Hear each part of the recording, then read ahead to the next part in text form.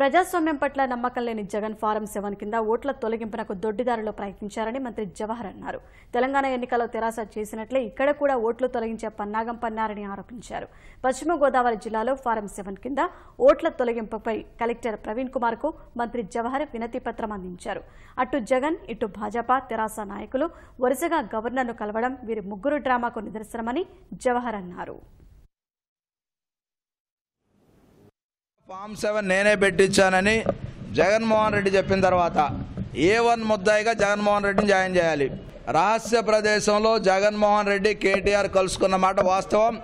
దీనికి కన్నా లక్ష్మీనారాయణ గారు మధ్యవర్తిత్వం వహించారు. సూట్ కేసులు మారాయి. నరేంద్ర మోడీ గారికి కూడా ఒక నమ్మకం ఉంది. జగన్మోహన్ రెడ్డి ప్రతిపక్ష నేతగా విఫలమయ్యాడు. కేసీఆర్ని ఈరోజు ప్రతిపక్ష నాయకుడిగా వ్యవహరించమని ఆదేశాలు ఇచ్చిన మీదట కేసీఆర్ డైరెక్షన్లో కేటీఆర్ నిర్వహణలో జగన్మోహన్ రెడ్డి ఆడుతున్నటువంటి సరికొత్త డ్రామా పేరే ఫామ్ 7. ఈ ఫామ్ 7 అనేది ఈరోజు చూస్తూ ఉన్నాం.